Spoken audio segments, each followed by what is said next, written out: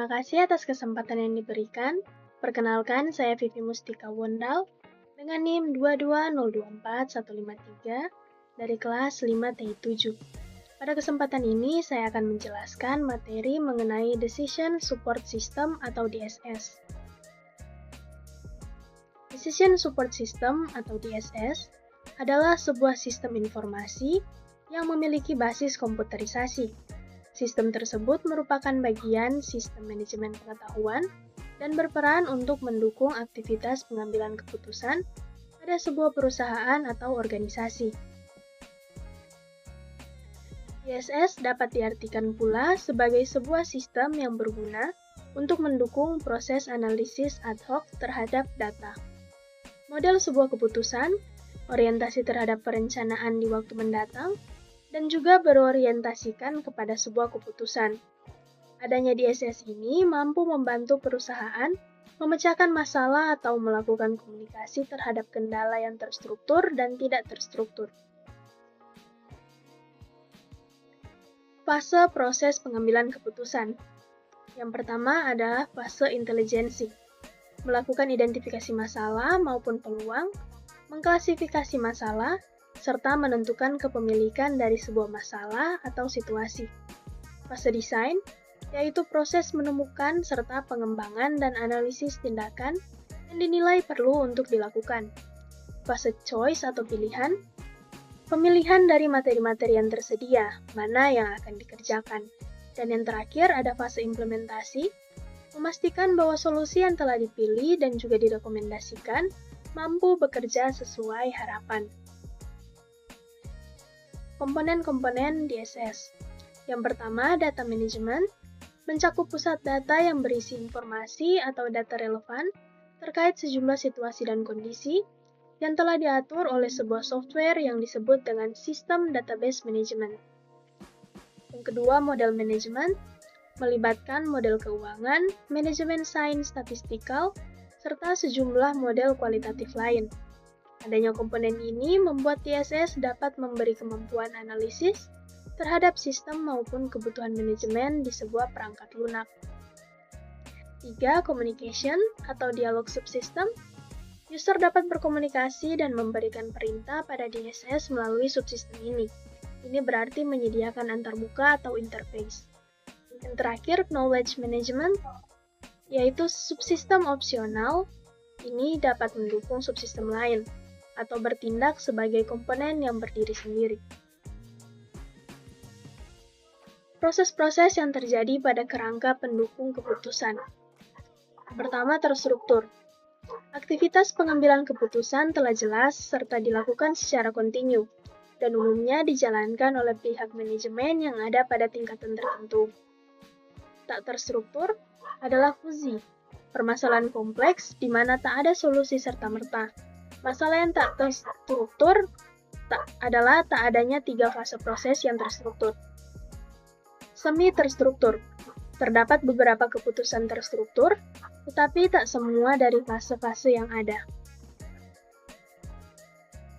Tujuan penggunaan DSS pada pengambilan keputusan. Yang pertama, memudahkan pihak manajer atau petinggi perusahaan pada proses pengambilan keputusan dari masalah yang bersifat semi terstruktur. 2. Mengoptimalkan efektivitas dari sebuah keputusan. 3. Dapat mengatasi semua batasan kognitif ketika memproses maupun menyimpan informasi. Karakteristik dan kemampuan DSS. Karakteristik DSS.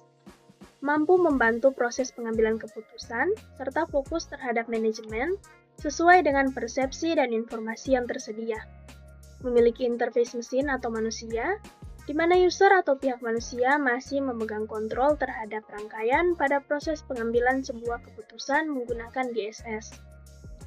Mendukung sejumlah proses dalam pengambilan keputusan terhadap pembahasan masalah dengan lebih terstruktur, tak terstruktur, maupun semi-terstruktur.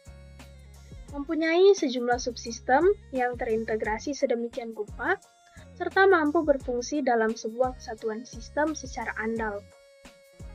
Yang terakhir, memerlukan struktur data lebih komprehensif. serta mampu memenuhi kebutuhan informasi pada seluruh tingkatan manajemen di perusahaan atau organisasi. Kemampuan DSS. DSS menyediakan dukungan bagi pengambil keputusan utamanya pada situasi semi terstruktur dan tak terstruktur, dengan memadukan pertimbangan manusia dan informasi terkomputerisasi. Dukungan disediakan untuk berbagai level manajerial yang berbeda, mulai dari pimpinan puncak sampai manajer lapangan.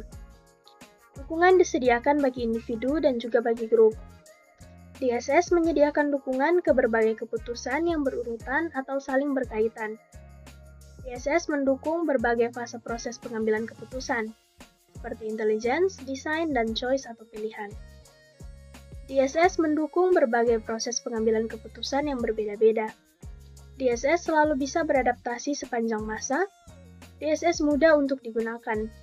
DSS mencoba untuk meningkatkan efektivitas dari pengambilan keputusan, akurasi jangka waktu, kualitas. Lebih daripada efisiensi yang bisa diperoleh, seperti biaya membuat keputusan, termasuk biaya penggunaan komputer. Pengambilan keputusan memiliki kontrol menyeluruh terhadap semua langkah proses pengambilan keputusan dalam menyelesaikan masalah. DSS mengarah pada pembelajaran. Pengguna harus mampu menyusun sendiri sistem yang sederhana. DSS biasa menggunakan berbagai model dalam menganalisis berbagai keputusan. DSS dalam tingkat lanjut dilengkapi dengan komponen knowledge yang bisa memberikan solusi yang efisien dan efektif dari berbagai masalah yang pelik. Manfaat implementasi dari DSS, yaitu meningkatkan kualitas keputusan, menghemat waktu, menyediakan analisis alternatif, mengurangi risiko, meningkatkan efisiensi operasional, mendukung keputusan yang kompleks, fleksibilitas dalam pengambilan keputusan, meningkatkan komunikasi dan kolaborasi, memfasilitasi pembelajaran organisasi, dukungan untuk pengambilan keputusan strategis. Selanjutnya, ini merupakan model konseptual dari Decision Support System. Komponen data management menerima data dari basis data eksternal dan internal. Data tersebut kemudian diproses, disimpan, dan disediakan untuk komponen lainnya dalam sistem. Selanjutnya, komponen model manajemen mengelola metode analitis dan algoritma yang digunakan untuk memproses data dan menyediakan informasi yang berguna. Informasi tersebut kemudian dikelola oleh knowledge manager. Pengetahuan yang diterima digunakan untuk mendukung proses pengambilan keputusan. Selanjutnya, komponen dialog manajemen.